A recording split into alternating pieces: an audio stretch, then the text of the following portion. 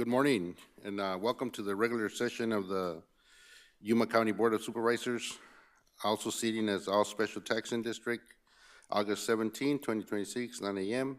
Board members will attend either in person, by phone, or remotely. We're all here. Can we please stand for the Pledge of Allegiance? Supervisor Lyons, can you please lead us? Please join me in the pledge.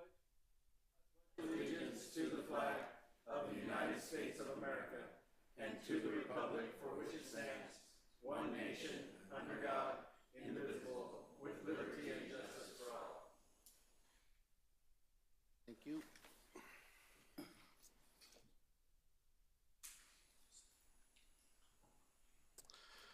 Moving on, call to the public. Call to the public is held for public benefit to allow individuals to address issues within the board's jurisdiction.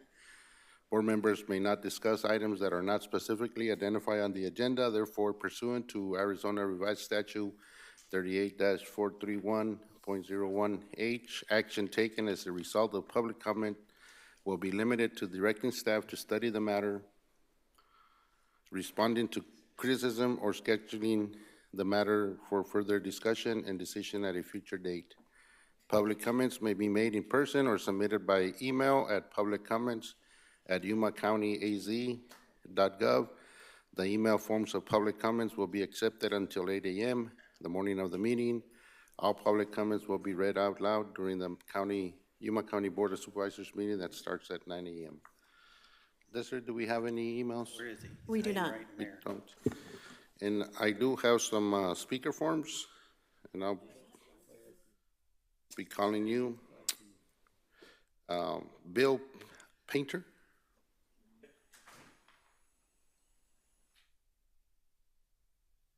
State your name and address, please, and Bill Painter, 14748 East 28th Street, Yuma. First of all, it's impossible to describe, ready? Yeah. First of all, it's impossible to describe 5 years of frustrations in 3 minutes, but I'll try. My name is Bill Painter. I was born in Yuma, have spent my whole life here along with my two brothers. I bought my North Foothills home in 2016 with hopes of spending the rest of my life there. In 2022, Fisher Sand and Gravel, a North Dakota company, bought an abandoned gravel pit nearby from the heirs of H&S Development. The purchase included 50 large acre lots that spanned from the Gila Mountains to County 14.5 Street, south of 28th Street.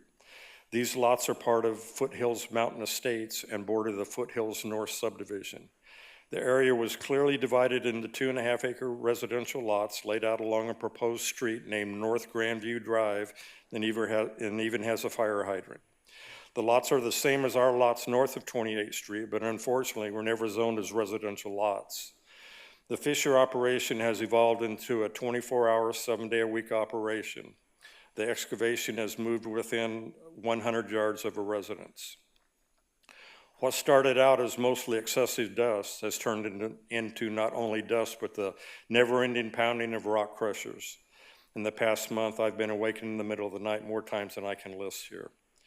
In a phone conversation with Fisher Management that I had on Wednesday, October 12th, I was told that they plan to continue the excavation and rock crushing down to the house on the corner of County 14.5 Street and 28th Street.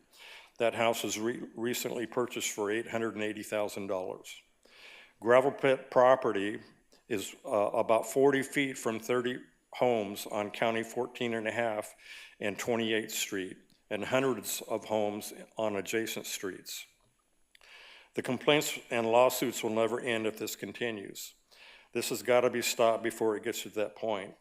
If I wanted to sell my house right now, I couldn't, as a potential buyer would hear the rock crushers and leave. I don't want to sell my home, and I don't want to spend my money on attorney fees. I did not give up my right to an uninterrupted night's sleep, my right to take a nap in my home if I choose, or my right to peace and quiet in my home and on my private property. These basic rights have been taken away from me by Fisher Sand and Gravel.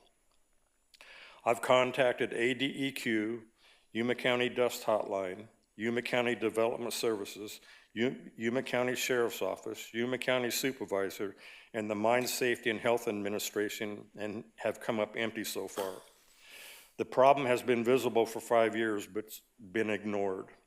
How is it that some division in Phoenix can grant an out-of-town company a permit to invade people's homes and lives while Yuma County supervisors and Yuma County Planning and Zoning stand by on the sidelines? I bought my house 6 or 7 years before Fisher came to town, and they do not have a right to destroy my property value, invade the privacy of my home with their noise, and put my health at risk with their polluting dust. I want the same peace and quiet and clean air that all of you have at your home.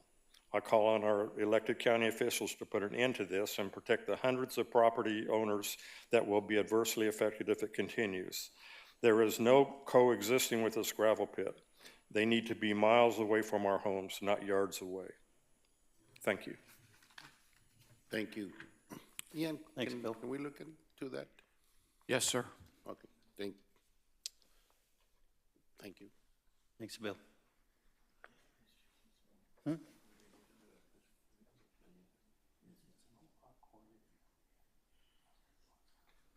Frank?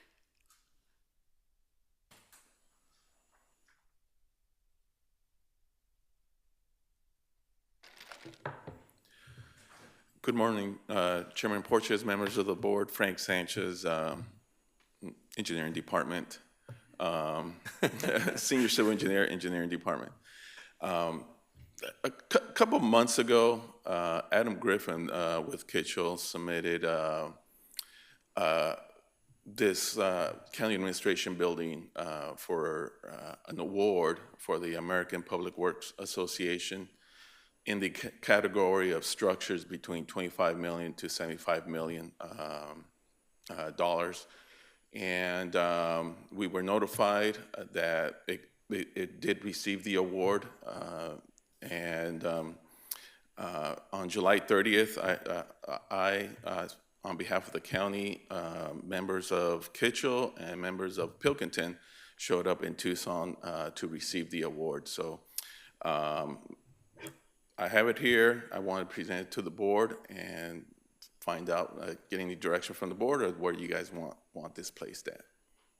I thought this was a retirement watch or something, like a gold watch or something, but it's an award, and that you were going to show us a retirement watch and say like, oh, this is a gold watch that I got when I retired. But given the fact that it's not that, I think we need to put a display case in the front and put it in the front. I think we'll figure it Ian out. will get it and It started, yeah. we have Beautiful. It's a place to beautiful put award. it, so, Thank you. thank you No, for that. thank you. I'll go ahead and turn it over to Ian, and Yes. and thank you. Tell Thanks. Adam thank you for us. Make sure it's in the wedding part.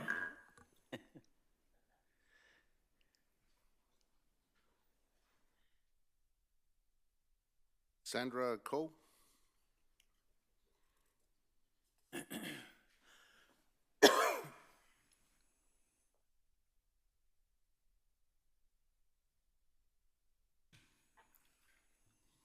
Good morning. Good morning.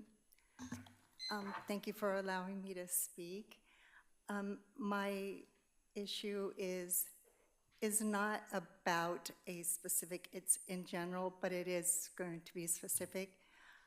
For 4 years, we bought a property, and my name's Sandra Cole. I live at 4615 East County 15th Street, and we bought our home.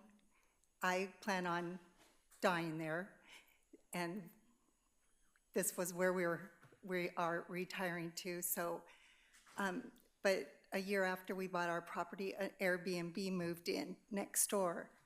The Airbnb is now grown to 4 separate units on one property. The noise, the inconsiderate, when we've gone over to try to discuss the issues, we're told we're trespassing. Last weekend, we had the police called on us and the fire department for burning. We have to have permits. This man has not pulled one permit for any of the work he's done, because my neighbors and I, we have come to the county. We have researched everything, let alone the amount of taxes that this particular property is not paying. So we all have had to have permits to do anything and everything to our properties. And the fact that the permits are for us, but not for the Airbnb. And I've researched Arizona state laws, and he also is renting this out as a rental, not an Airbnb. So the county is losing money by this man's actions, and it's just hard to understand because there's so much traffic going in and out. I'm not the only neighbor. My neighbors are here with me. We have other neighbors. Unfortunately, they work, and missing a day's work is difficult for a lot of the younger families that are there. But it's definitely an issue that needs to be addressed. I have gone to the county, the code enforcement. I've done my due diligence, and we're just asking. This needs to be addressed. I have nothing against investors investing in properties, but this has turned into a hotel. It's not just a single Airbnb. And we definitely would like to have it addressed.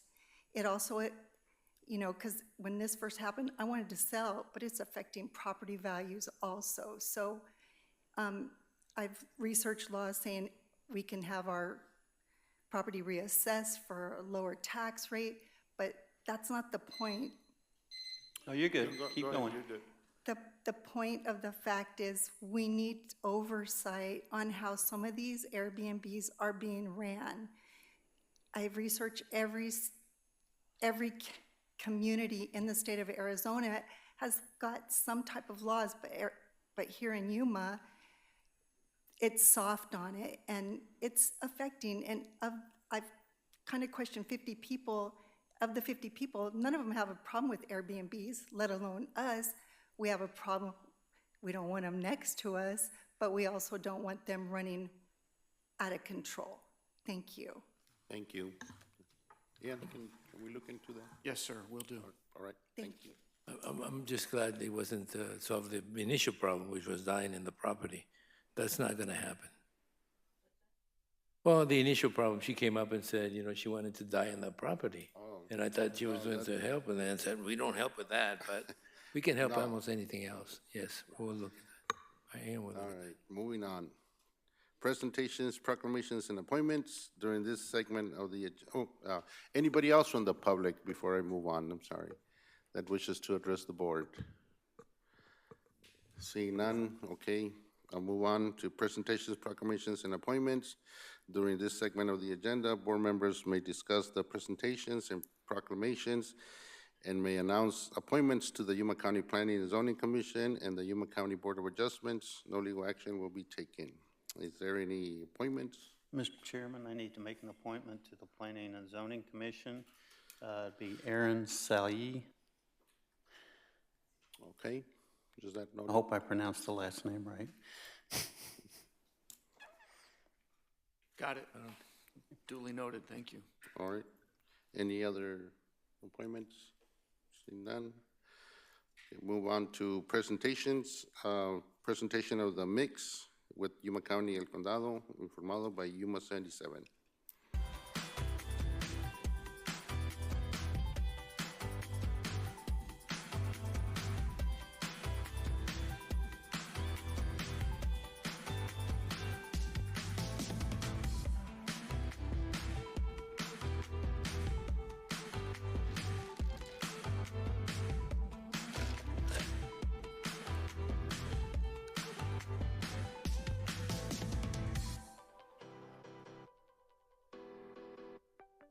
Welcome to The Mix. Yuma County has opened its new South County transfer station near Somerton, expanding solid waste disposal services for residents in southern Yuma County.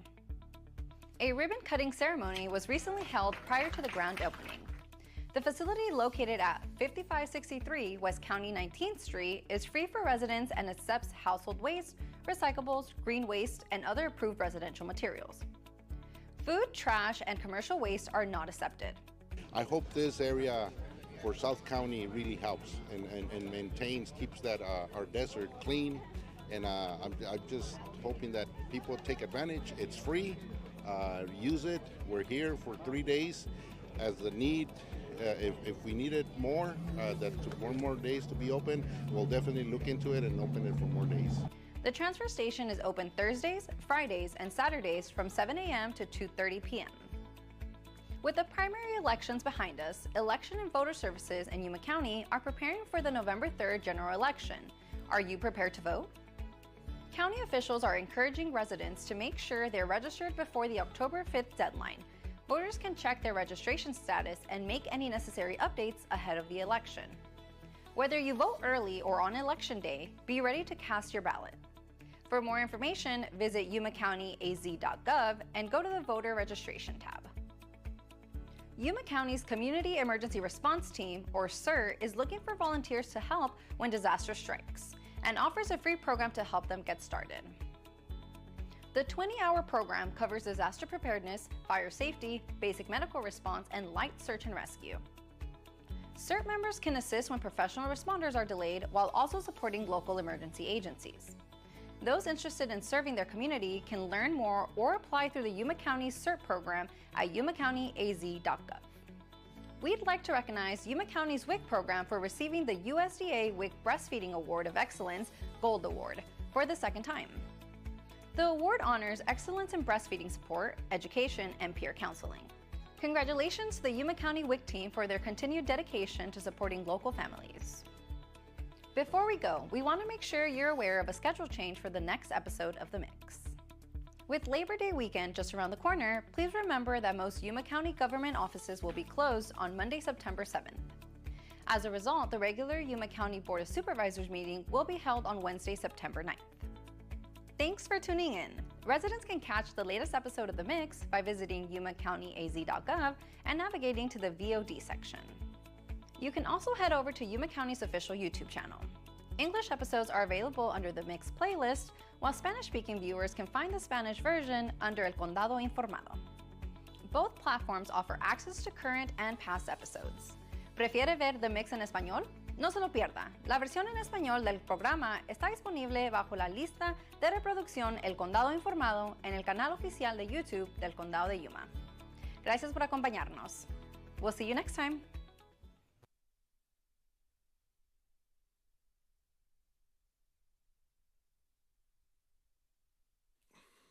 All right. We'll move on to consent calendar. The following items listed on the consent agenda will be considered as a group and acted upon by one motion with no separate discussion unless the board member so requests. In that event, the item will be removed from the consent calendar for separate discussion and action. And I have items 1 through 15.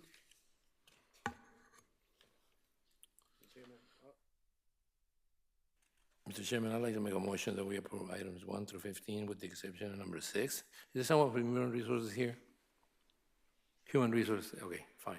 Then I want to discuss a little bit more what number 6 means. I'll second that motion. All right. There's a motion and a second to approve items 1 through 15 with the exception of number 6. All those in favor say aye. Aye. Aye. Any opposed? Number 6, which is to approve the amendment to personal rules, standard of conduct. What changed?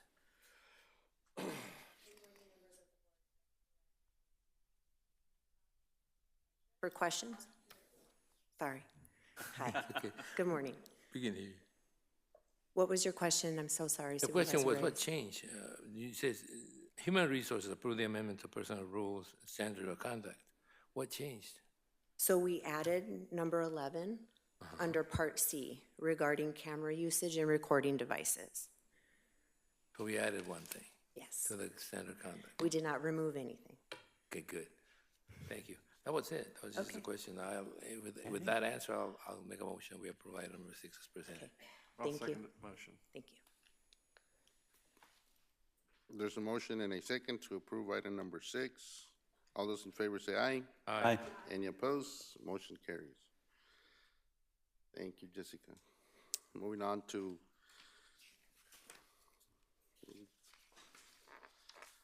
discussion and action items. The board will open each of the following items separately for discussion and action as appropriate. Item number 1, financial services, all taxing agencies. You got Humberto?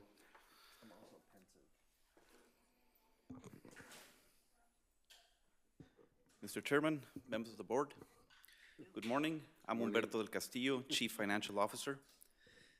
This morning, I'm asking the board to approve the property tax rates and levy summary report for fiscal year 2026-2027 as presented. The report is included in your meeting packets. Under Arizona Revised Statutes 42-17151, on or before the third Monday in August, the governing bodies of counties, municipalities, community college districts, and school districts must fix and levy the amounts to be raised through the primary and secondary property taxation and establish the applicable rates.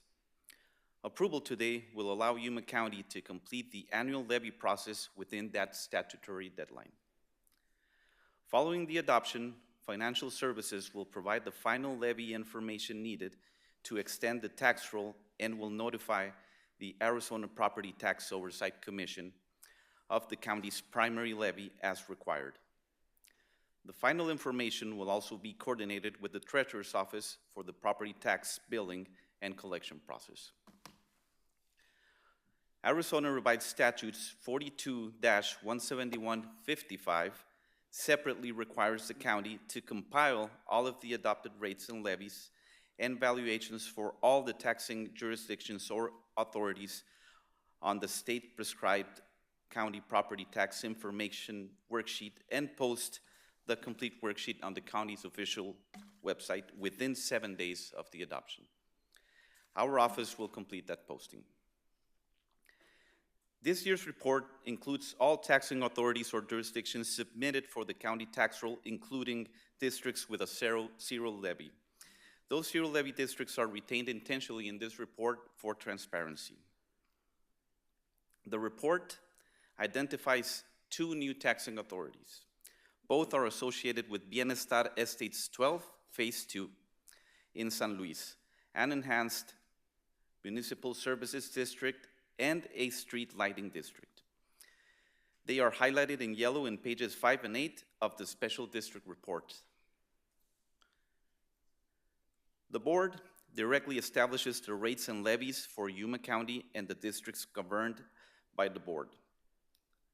Additionally, rates and levies for the remaining jurisdictions or authorities, including municipalities, school districts, community college districts, fire districts, and municipal improvement districts, were previously adopted and submitted by the respective governing bodies for inclusion in this tax roll. Our office coordinated closely with the county school superintendent's office, the treasurer's office, the assessor's office, and the municipalities to verify the information submitted in this report. I would like to thank each office and staff for their assistance and the careful review during this process. The combined primary and secondary levy is $199,913,891. This is an increase of $3.3 million, or 1.68%, from the final prior year amount of $196,606,125. It's very important to distinguish a levy increase from a uniform tax rate increase. The total levy reflects the growth in net assessed values and also new construction values added to these levies, as well as the decisions made by the independent taxing authorities and taxing jurisdictions included in the report. Specifically, for Yuma County, the overall combined rate, including the primary rate and the secondary rates for the library district debt service, and the flood control district remain unchanged. Mr. Chairman, members of the board, this concludes my presentation. I recommend approval of the fiscal year 2026-2027 property tax rates and levy summary report as presented, and I'm happy to answer any questions the board may have. Humberto, may I? Yes, sir. Mr. Chairman? Since you mentioned Bienestar, let me just add something to that. And that is that none of the assessments go to Bienestar. They go to the city of San Luis, who requires that from a subdivider. So you will get, the new levies will be the Luz or the Rydell. they'll have a name after them. I'll make sure that the name is San Luis, because San Luis will receive the levies on those improvement districts. They're a requirement before you subdivide. So there'll be either street lights or sidewalks or fire department or something. Any of those levies are related to the city of San Luis requiring them. I will make sure that we change the name so that you don't get to think that Bienestar receives the income from those levies. That is the city of San Luis. Thank you, Humberto. Yes, you're welcome. All right. And Any other questions? No other questions, I'll entertain the motion. I'll make a motion that we approve the levies as just said. I'll second that, thank you. thank you.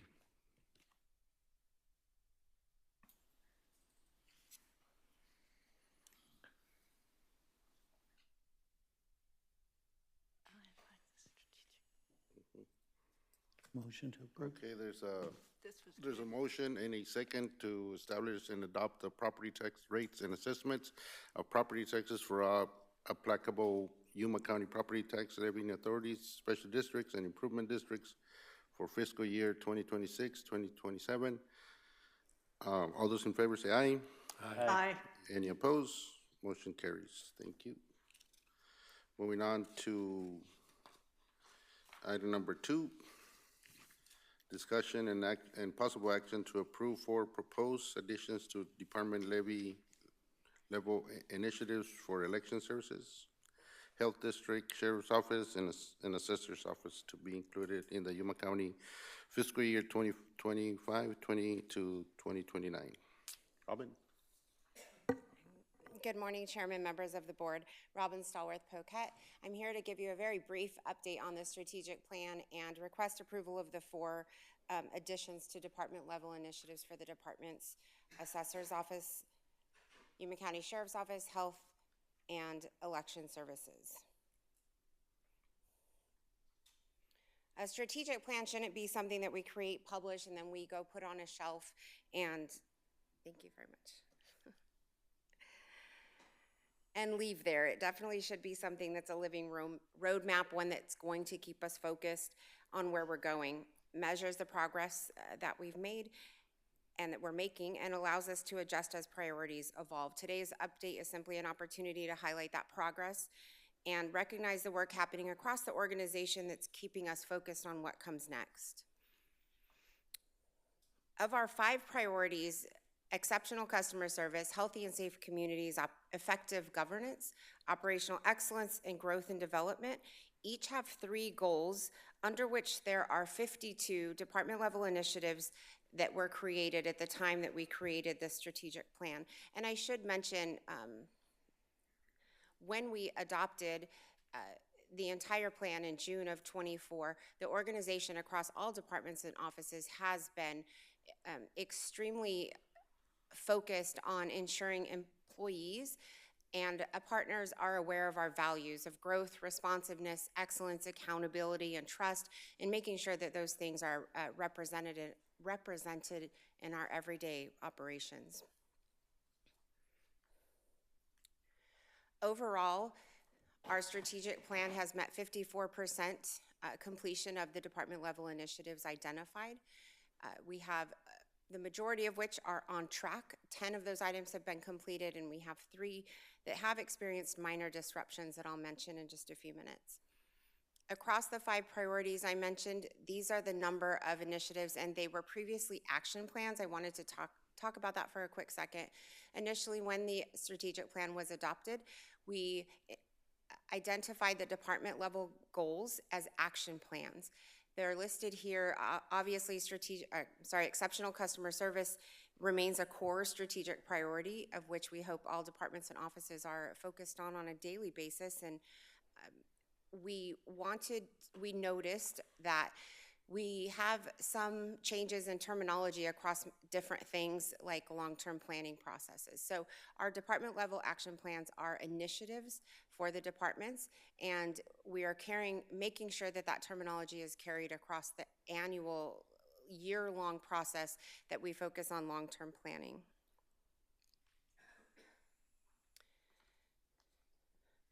Exceptional customer service, these are the 3 goals under which you find 17 initiatives. Implementing public information campaigns and outreach, engaging and responding to customers, and then ensuring accessibility across the county for residents and for visitors. We're 49% complete with 13 initiatives on track. 3 initiatives are completed, and 1 has experienced a minor disruption, and that is our website update, which we are progressing through and hope to be launching the new website this fall.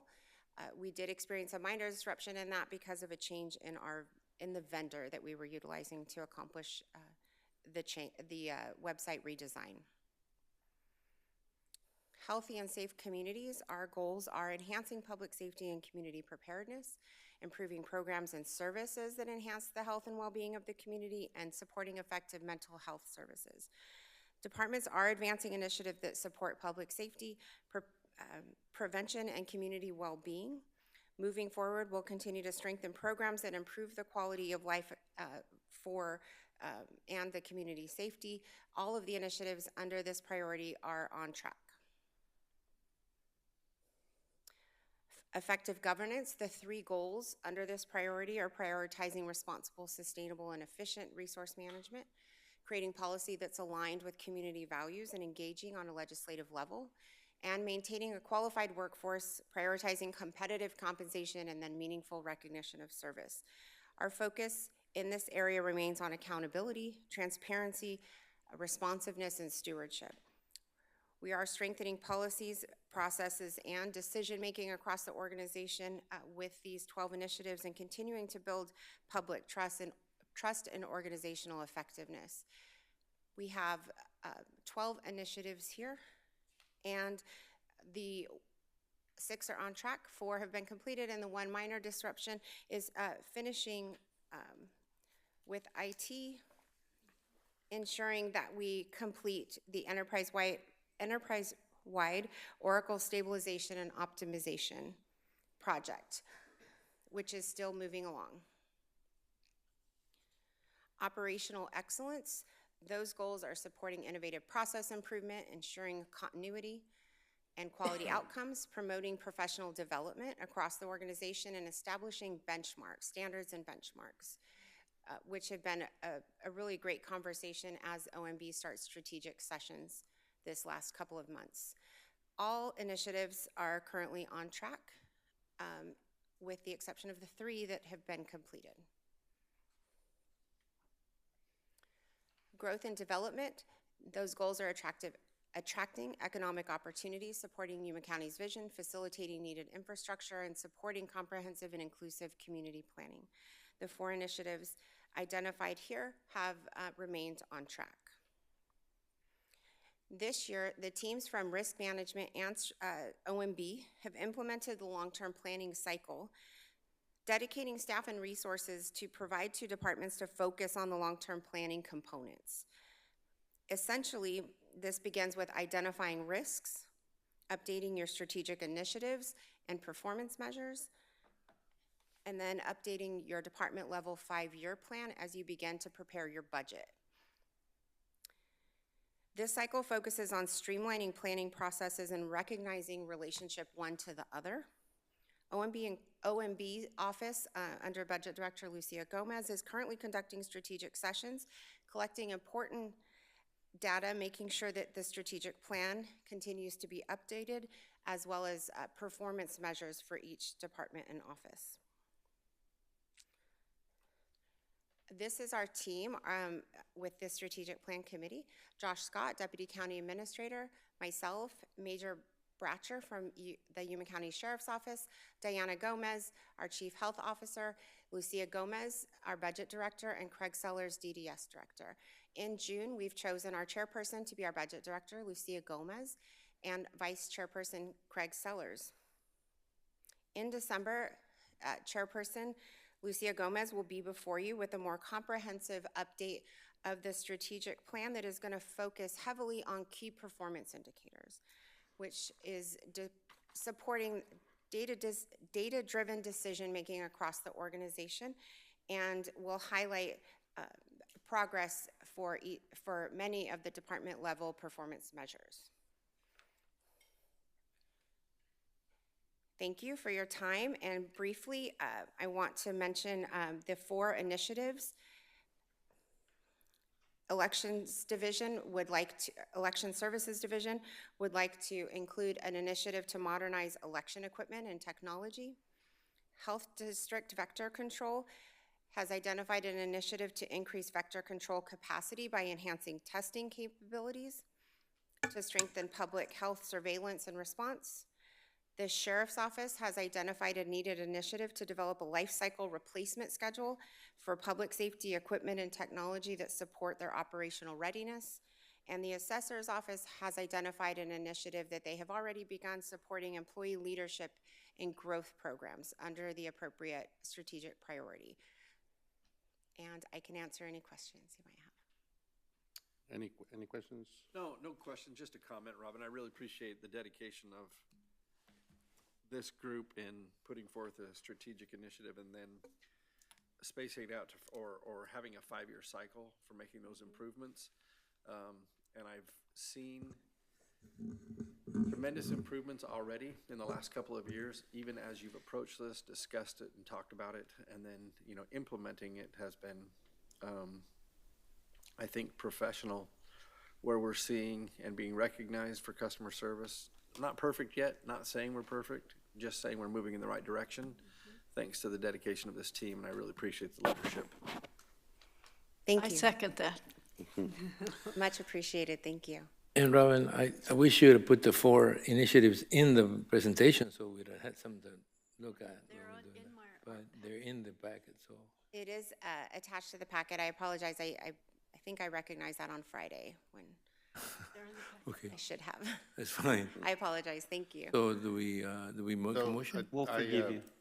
We'll forgive you this time. I'm happy that we're, you know, and I'll echo what Supervisor Lyons said, but I'm glad that we're moving towards using the strategic plan for departments to, when they come and ask for things, that you're making sure that they're using that, because one thing is to just have a plan and have it on the shelf and not use it, or make the departments that to use it and have it just sitting there. But I'm glad we're doing that, and thank you to the team, and looking forward to keep moving forward with this plan, strategic plan. Chairman Porteous, thank you very much. We very much appreciate the board being champions of our strategic plan to ensure that it remains relevant. And everyone in the organization, we feel, is very familiar, obviously, with our mission, our vision, and on an everyday basis, our values and how we get there. Thank you. Any other questions or comments? No. All right, is there a motion? So moved. Second. There's a motion and a second to approve the 4 proposed additions to department-level initiatives for election services, Health District, Sheriff's Office, and Assessor's Office to include the Yuma County fiscal year 2025 to 2029 strategic plan as submitted. All those in favor say aye. Aye. Any opposed? Motion carries. Thank you, Robin. Thank you.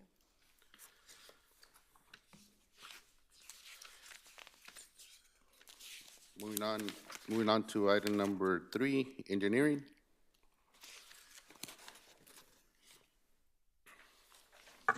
Jose.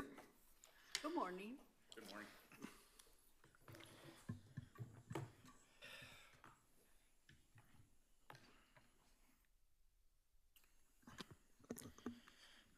Chairman Porteous, members of the board.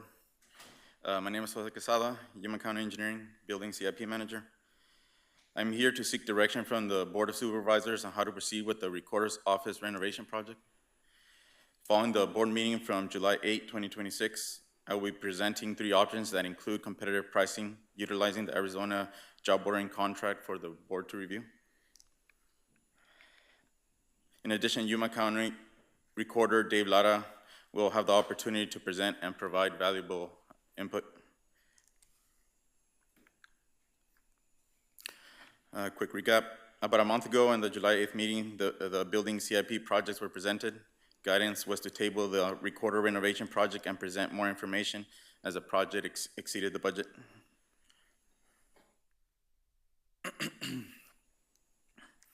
I would like to start by providing some background information. In October 2024, Alpha Facility Solutions, under the direction of Facilities Management, performed a building assessment that included the building systems. The general observations concluded that the building systems, which include heating, cooling, ductwork, electrical, plumbing, fire alarm, fire sprinkler, and plumbing, were beyond their recommended useful life. In addition, the assessment included rough budgetary replacement costs. On the January 2022-2025 meeting, a project was presented to the board to perform the recommended building system replacement per the assessment and for a potential tenant improvement for public fiduciary. A total of $1.5 million was allocated for this project. But at the time, there was no understanding of the full design requirements and the total construction scope required. Last July, the project was repurposed for the use of the recorders and voters registration. The requirement and scope of the project changed. In addition, the recorder's office added a total of $600,000 to the general fund budget for a new total budget of $2.1 million.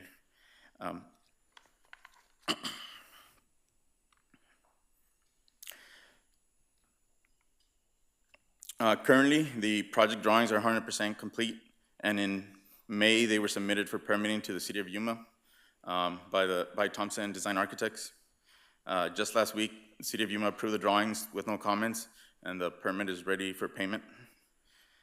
The proposed facade of the building is under historic review with the Design and Historic Review Commission, and approval is expected by the end of the month. Due to the complexity and risk associated with renovating a 100-year-old building, competitive pricing from Arizona Purchasing Job Ordering Contract was attained using local general contractor Yuma Valley Contractors for the options using a guaranteed maximum price. They were involved since the beginning of the design and did exploratory work that helped complete the engineering design. And with that, I would like to introduce Recorder Dave Lara. He will talk about the highlights, benefits, and urgency of starting the construction of the renovation project. After his presentation, I will resume to discuss the proposed project options and associated project budgets.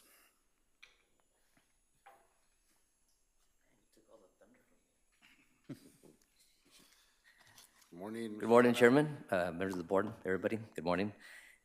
Just some points I want to go through here for this project. So for this project, we're looking at a larger early voting center, new voter registration lobby, transaction windows and workstations, no recorder's office, lobby, transaction windows and workstations, signature verification room, voter registration vault, records vault, improved staff restrooms and improved flooring, preservation of deed books, which is a benefit, climate control for long-term preservation of the deed books, allow the recorder to house 300 preserved books. Deed books will remain access to the public if needed. Other additional storage for future preservation of historic information. The county has already spent $1.2 million on preservation of a deed book. Therefore, option 2 would only continue the preservation. The recorder's office was awarded $1 million in fiscal year 25-26, if you remember that. And this is to support early voting and election security. $600,000 will be used to support the remodel.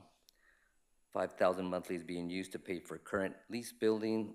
The recorder's office is requesting the board to approve construction so that the state election security funds may be used for their intended purpose other than lease. And of course, if we can get this project going better that way, we want to extend the lease where we're at, and we can save some money there, and hopefully I can see some hammers swinging. Do you have any questions? Anything that I left out? Any questions from Mr. Lara? I do have a question. Yes.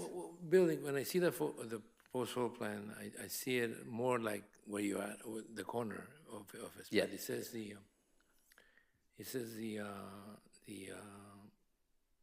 not the assessors, the mortuary, not mortuary, what's the? Fiduciary. Fiduciary. Yes. Is it the fiduciary building or is it this building in the corner?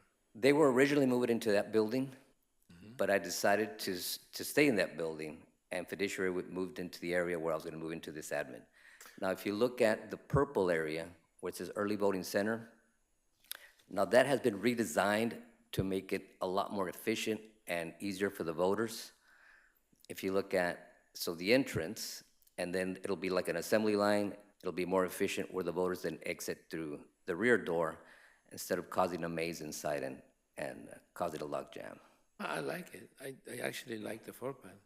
I like where it's at. It's just a question where it was gonna be built at. So it's the old building out there. This is the old 102, exactly.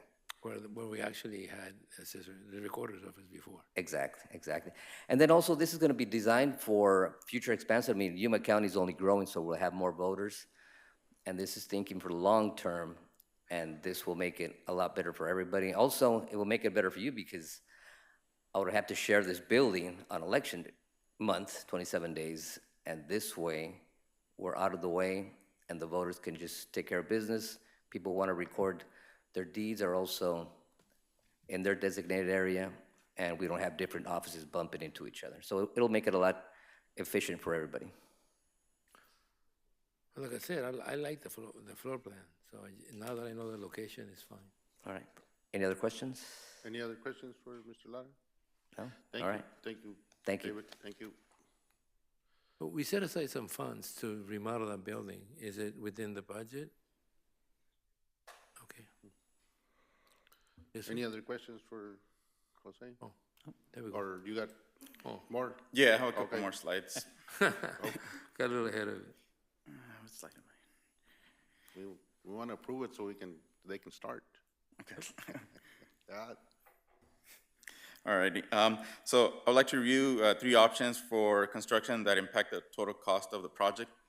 As mentioned before, the budget for this project is $2.1 million.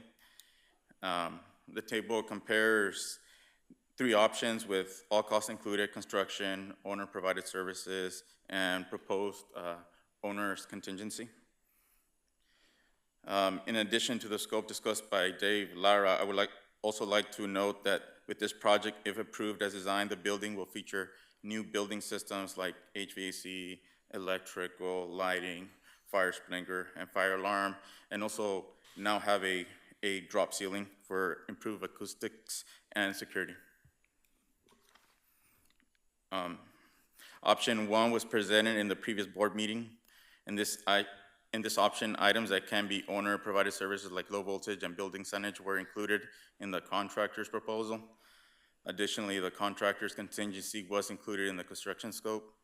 This option comes at a higher cost due to the markup, profit, and bonding on items that can be owner-provided services and due to the contractor's contingency. This option exceeds the budget by a general fund deficit of $929,500 if the board were to approve the owner's contingency at 10%. Option 2, for this option, the design scope is not reduced. It still includes the building systems replacement and the full remodel of the building, including the basement for the needs of the recorder's office operation. What has changed? The owner-provided services for low voltage and building signage is removed from the contractor, and the contractor's contingency is also removed, and this reduces the overall cost by eliminating markup, profit, and bonding costs. The owner-provided services will be contracted directly through the county. The county and the general contractor will coordinate the installation. The contractor's contingency is removed from the construction contract. Additionally, the proposed owner's contingency is increased to 15% of the construction, as this is a renovation. With this option, the budget exceeds by $751,000 for a total new budget of $2.851 million. Now that brings me to option number 3. Option number 3 extends on option number 2 to reduce the scope, to eliminate basement work, to reduce the overall cost of the project. The scope reduction includes like cooling is removed from the basement, and the basement cannot be used to store temperature-sensitive information. As mentioned previously, the recorder would like to use the basement to store the preserved deed books. And failure to provide storage would require the county to use a new administration building storage basement. This option also eliminates the much-needed renovation of the west staff restrooms.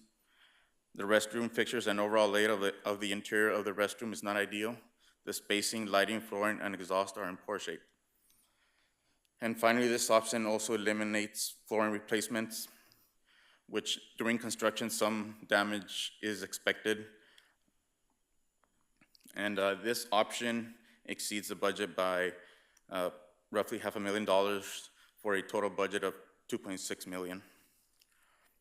And then in the next page, I just kind of summarize some items that can be added to option number 3, like the basement work, the west restrooms, and the flooring.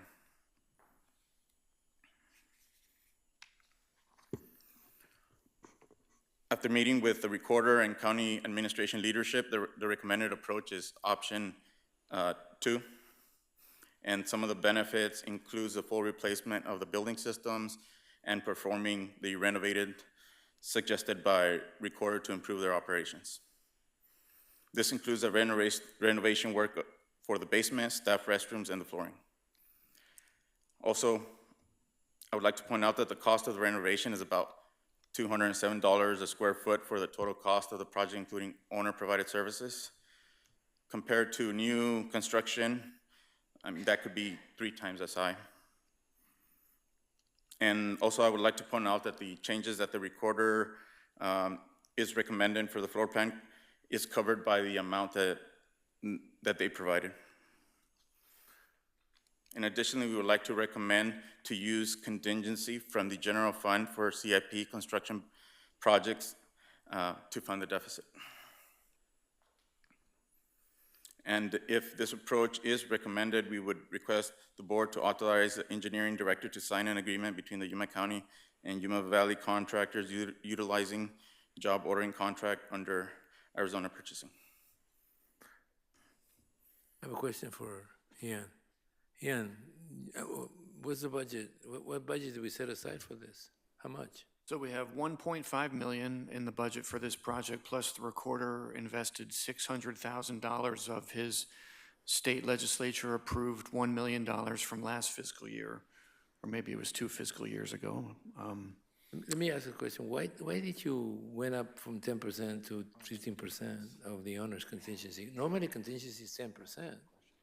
Why did you go up to 15? On option number 1, we had included 5% in the contractor's contingency within their contract. So you moved it to the owner's contingency? Yeah.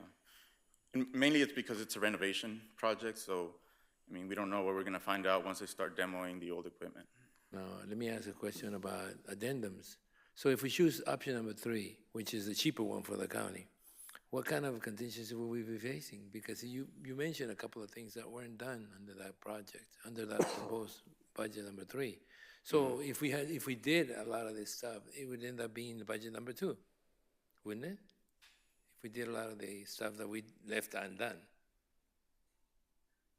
I mean, look, you went to options 1, 2, and 3. In 2, it was the recommended engineers and the recommended budget. But then you went to number 3, which was cheaper for the county, but it's cheaper for the county if you don't count in doing a lot of the stuff that is required to make that building be operational. I don't like anything that's in the basement, including here, because of I mean, we don't look at flood possibilities, but there is a flood possibility here in this area. So if we had floods, would the boats be protected that way? Would they be in the water? Would it be a problem not to do air conditioning on the basement? Those kind of issues are gonna come up if we choose number 3, option number 3. Well, if we choose option number 2, well, we got this excuse that, hey, that's what you wanted, right? So what's the answer to that? Are we within the budget? Are we okay choosing budget number 2? Yeah? Mr. Chair, Supervisor Reyes, yeah, staff is comfortable with option number 2. We have roughly $4 million in CIP contingency, and this would use roughly $750,000 of that.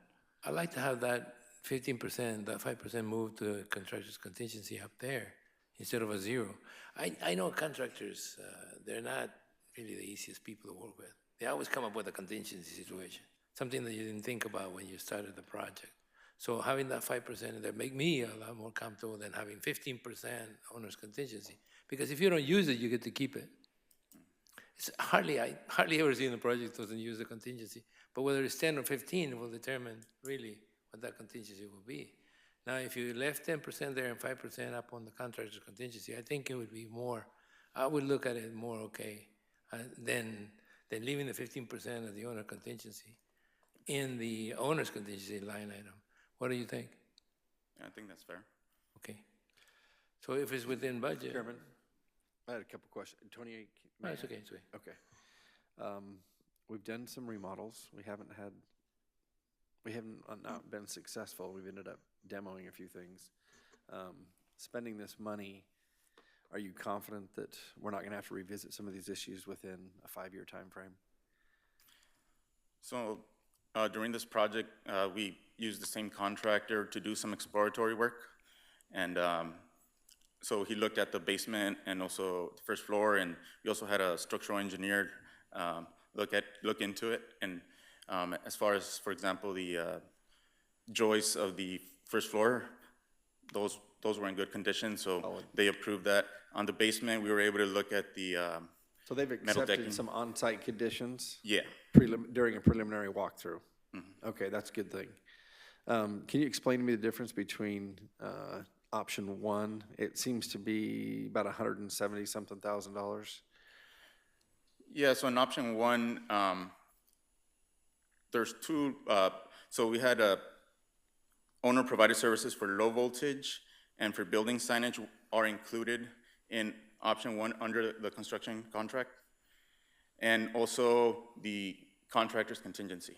So because that's included in there, then you get the additional markup, profit, and bonding. Okay. After their walkthrough, they made recommendations, you've proceeded, you have option number 2 as recommended. It's always easier to do things while walls are open or you're in the middle of the process, the building is vacant. Is there anything that we're not considering that we should at this time so that we don't have to revisit anything in that building for the next 5 years? I mean, we're considering all building systems already as it is, so. Okay.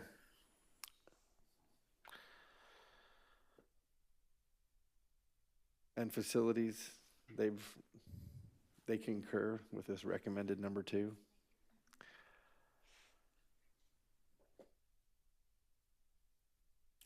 We reviewed this proposal with facilities about a month ago, so they didn't have any issues. We sent them the drawings, so they didn't provide any feedback. What Mr. about Lara? IT? Dave, can you come back?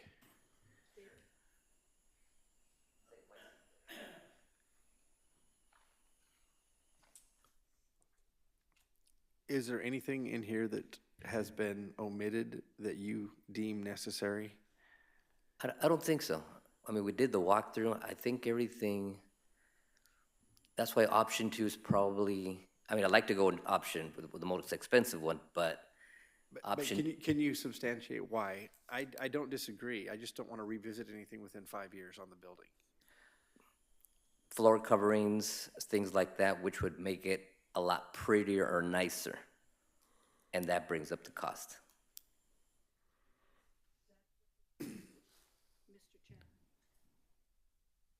So the difference between the 929 and the 751 are things like, are floor coverings and no? When you have a nicer building, it's a lot more expensive.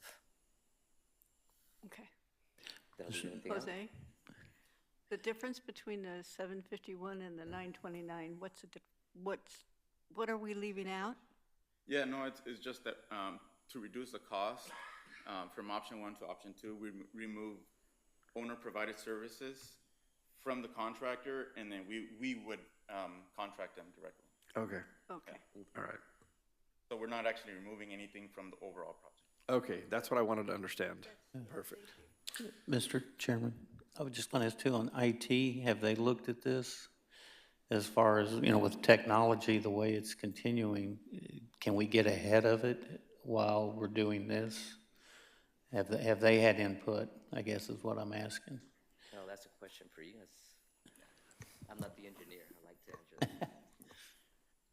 As a part of the project, we are going to be replacing all the low voltage wiring, and the building size isn't going to grow. And we do have a small amount for IT to, if they need to upgrade a piece of equipment. But the majority of the equipment should stay as it is. Okay. Mr. Chairman? Any more questions for Mr. Lara? Nope. Thank you. Thank you. Thank you, David. Yeah, any other questions or comments? No? All right. I'd like to make a motion that we go with option number 2 as designed, and the recorder recommended, as long as we get to move some of the owner's contingency up on the contractor's contingency, which will delete that item in the bottom, which is owner-provided services and contractor contingency by Yuma County. I'd like to move it up, if I can, from the owner's contingency, if we could, like we had it in the first one. Okay. But it Doesn't change the- It's gonna be, if we do that, then they're not gonna have enough money because they're gonna do it ourselves, or the county is gonna do it. Well, that's what the question was. The question was, in 5 years, do we go back and redo this? So But the you wanna answer was- move contingency money. It's just contingency money. Well, but yeah, if we put it on the contractor, that's why it's in the owner's contingency. It's Okay. still there. Well, the owner's contingency is still there, but it's at 15%, which is unusual to me. Now, having a 10% and 5% up on top doesn't change the amount, it just changes where it is located, which I like. I like the fact that there's a 10% contingency and a 5% contractor's contingency. I like that. I like that. I like Jose, to you see wanna that in the explain the difference again? Yeah, so so option 2, I think the first option is, you're saying put 5% contingency in the contractor's contingency, and then still keep a 10% for owner's contingency? Yes. Now, the owner-provided services, if we move those into the construction contract, then it becomes option number 1. But the owner-provided services, we can do internally and just contract with a contractor directly. And the general contractor and the owner-provided service, they'll have to coordinate during installation. It just saves some money doing it that way. Do you understand? I understand. Okay, I so- still wanted 5% up on the contingency, contractor's contingency. I know that the contractor is going to go at the owner contingency pretty hard. Okay, Tony made a motion that he wants 5%. Once option number 2 is designed, with the exception of... But that is your motion, with 5% contractor's contingency. Yes. Moved from the owner's contingency. No, it's option 2, but with 5%, which it reduces the owner's contingency, which is, if we need more, we won't get it be from able the to use it. contractor's contingency. Or, If they needed the owner's contingency, we can do a change order to the contract and add more money. So Let me get this straight. The first one was $450,000. The second one is $2,063,534.15. That won't change. The $2,063,534. You just moved 5% up on top. That's it. It will be the same. The construction cost is lower. That's the only difference in the option 2. And the question that Supervisor Lyons made about, okay, we don't want to look at this like 2 months from now, 3 months from now, and say, okay, we need to increase the county's participation. So this caps it at 2.851 instead of the 3.29,500, right? Yeah. Okay, that's it. That's my motion. No second? It's good. It's good. Yeah, we need to approve it. Yeah, well, he made a motion with moving 5% on contingency, unless there's a second, and then we can move. If not, that motion will die, and we'll just go with option 2 as designed. Well, aren't change orders the same as a 5% contingency? But yeah, there's gonna have to be some change orders. With this, No. we're gonna do it, owner's contingency, we're gonna do it. Hey, if that's an issue with you guys, I'll leave it as it is.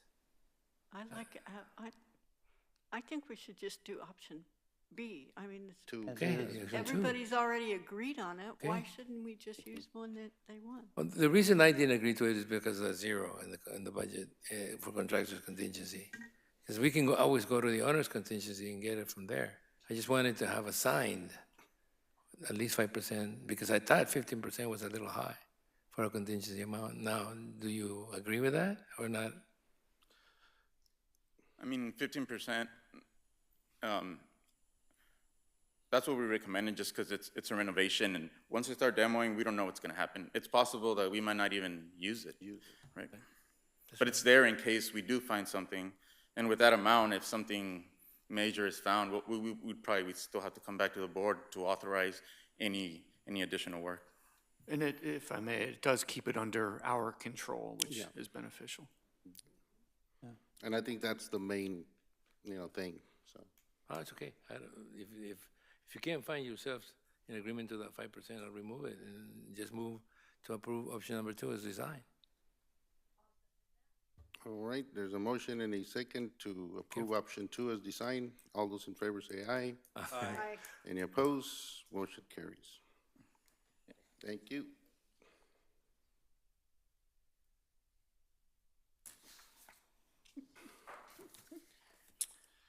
This legislative issues. Alejandro. Good morning, Alejandro. Good morning, Mr. Chairman. Where are the glasses? Supervisor Pancrasi. I left them behind this time.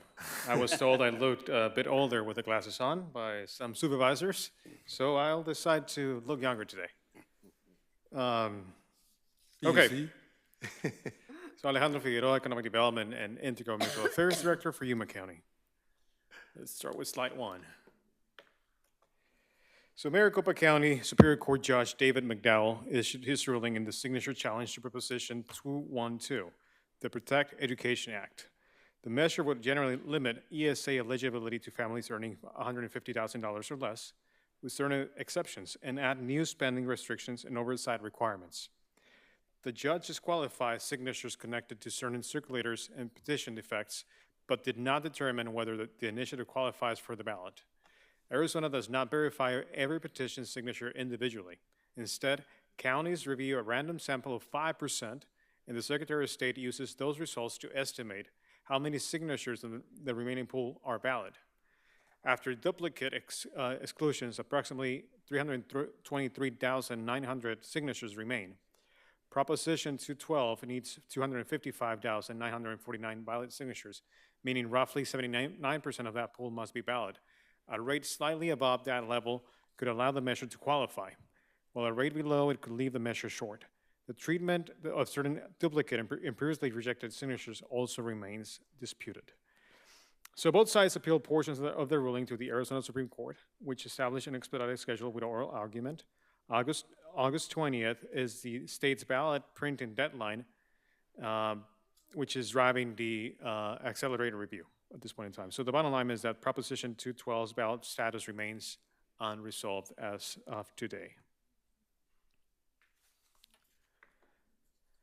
Next slide. On August 12th, the Arizona Corporation Commission unanimously approved a new framework for electric cooperatives serving data centers and other large load customers.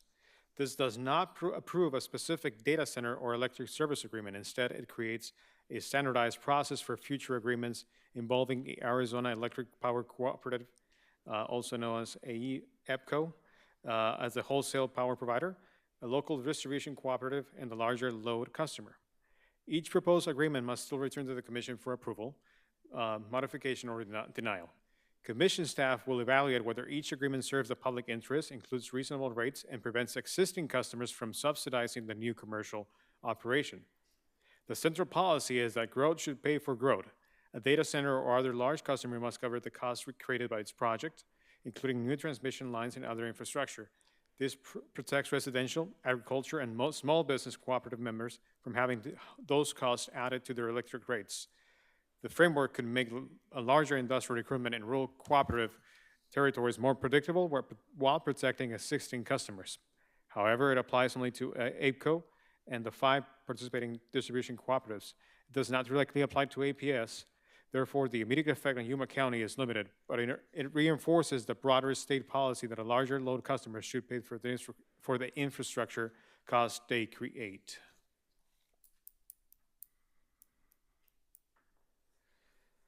Moving on to election matters. On August 11, Governor Katie Hobbs announced former Mesa Mayor John Giles as her running mate for lieutenant governor. Giles was a longtime Republican, but changed his vote registration to independent with no party preference in May. He served as Mesa's mayor from 2014 through 2025. Although the mayor's office is nonpartisan, Giles was publicly associated with the Republican Party for most of his tenure.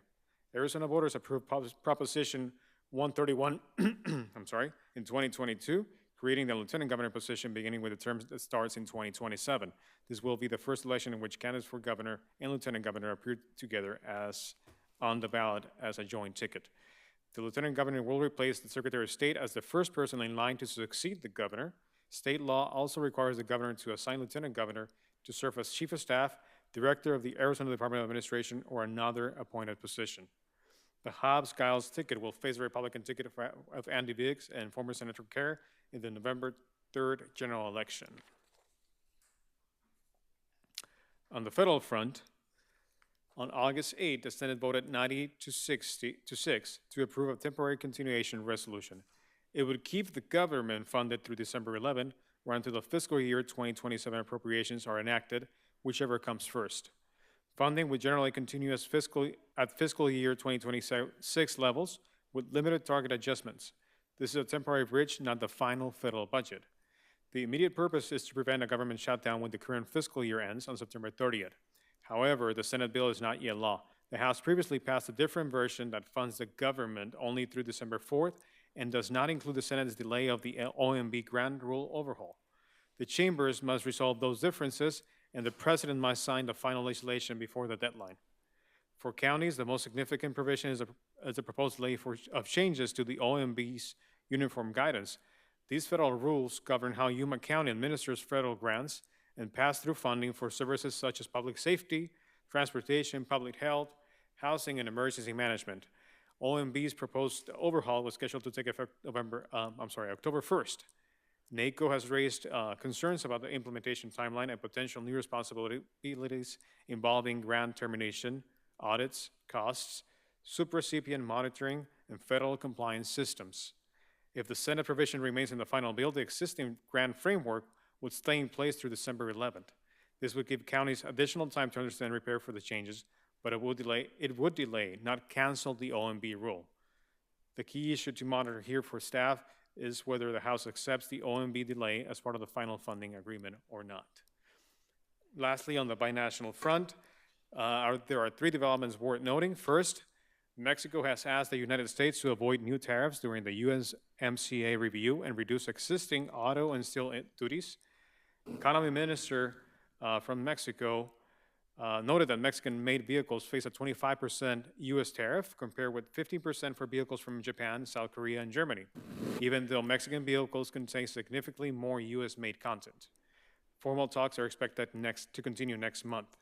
Second, U.S. automakers warn that proposed higher content requirements could add at least $2 billion annually per automaker and weaken North American competitiveness. Lastly, CBP's Office of Field Operation released its 2026-2030 strategy, emphasizing security, port modernization, artificial intelligence, and workforce development. These developments could obviously affect cross-border trade and investment, as well as staffing, technology, and processing capacity at our ports of entry. With that, Mr. Chairman, members of the board, I conclude my presentation. Happy to answer any questions. Any questions for Alejandro? No. Thank you, Alejandro. Thank you.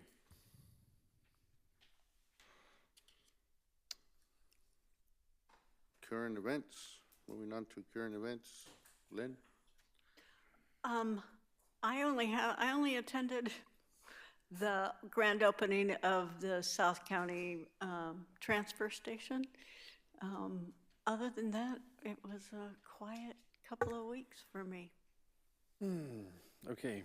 Attended that same transfer station grand opening, had a meeting with Ian and Alejandro regarding Department of Development Services and some metrics there because of some concerns with some contractors. We also invited them to participate in that meeting. Had a meeting and met with constituents from Rancheros Bonitos and Tierra Mesa regarding water quality and water costs. And I have reached out to the Corporation Commission as well as ADEQ. Director Peters was on vacation. She's back today, and she will follow up with me as far as my questions regarding those water systems. Met with the U of A Ag Director at the behest of some of the customers of the U of A Agricultural Center regarding visas for longtime employees.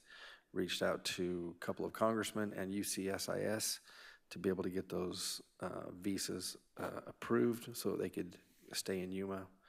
They've been here for more than 10 years, and some renewals are taking a little bit of time right now. Met with Town Manager Richard Marsh after received a phone call regarding ADEQ and regarding WIFA grants. It's also a water quality issue and some demands that have been placed on them. I have also enlisted the help of Senator Dunn directly with those agencies. Spoke with our National Ombudsman regarding the PM10 and water issues. Had a meeting with the naval facilities regarding MCAS and some of their growth plans over the next few years. I'm sure we'll be hearing more from them very shortly. And then working with a new charity that will create an opportunity for county residents to assist the Food Bank, Amberley's Place, Catholic Community Services Safe House, and United Way during the Christmas season. And last but not least, and I think there's a couple more things, but had a phone call from Captain Rod Hamilton from Yuma Police Department. He has worked with me as my coordinator with law enforcement regarding official visits to Yuma from congressmen and senators and other distinguished guests, and I wanted to congratulate him on his retirement Wednesday, September 23rd, after 35 years of dedicated service to the city of Yuma and to its residents. Thank you. I also attended the South County Transfer Site ribbon cutting. I'd like to thank Somerton and San Luis councils for taking the time to also come out for that ribbon cutting.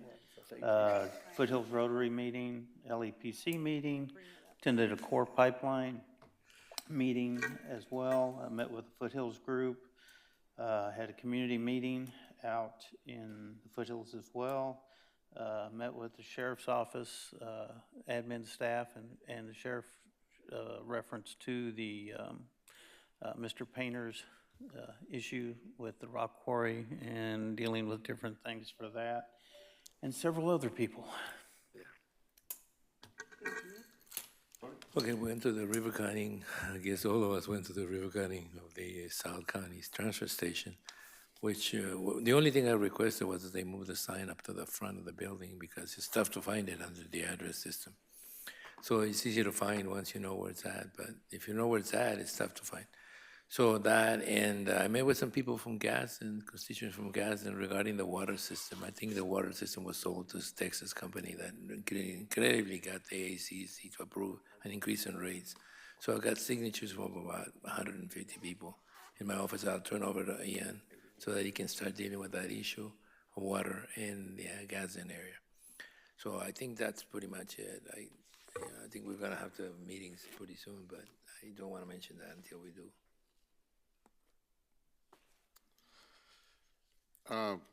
Once again, thanks, I mean, all the staff, especially Public Works for that transfer station there. It's nice. I saw some numbers this weekend that Ian sent about, so the past weekend, hopefully, yeah. Hopefully this weekend it'll be more and we'll continue Continue to grow. and people using it. I also toured, went to Mexicali, and visited 3 maquilladoras, which were factories. It was very interesting, intuitive. They do robotics. They do arms for the. It was ironic because I did the white coat the week before, and I saw a surgery with the robotics, and there I go to the maquilladora where they actually do them in Mexicali, yeah, and they've been doing them for about 25 years. They've been doing that. That was for the Da Vinci system? Yes. That you saw, yeah. Uh-huh. Yeah, it's really remarkable. Yeah, and then I also visited Skyworks, where they do the chips, and that one's been there since, early 70s, I believe. Wow. So, and then also the Honeywell, which is where they do plane parts. It's amazing how there's about 40 factories in Mexicali, but they all work with the universities in training new employees throughout every year. And they help each other when they need more employees. So no wonder why Mexicali, companies looked at towards Mexicali, because the program system that they have for creating or having trained employees, staff, I mean, the system they have is pretty organized and well developed. So AWC needs to go look at that, don't they? Yeah. Ian? Thank you, Chair. Of course, attended the South County Transfer Station ribbon cutting, met with Somerton Mayor Jerry Anaya, attended the ribbon cutting of the new Sunset Health Building in Somerton with the chairman. Also with the chairman, met with representatives from Arizona Complete Health, attended a meeting of the Yuma Crossing National Heritage Area, and attended Supervisor Simmons' monthly community meeting. Thank you. All right. And getting ready for your wedding, which will make public pretty soon. All right, meeting adjourned. Thank you.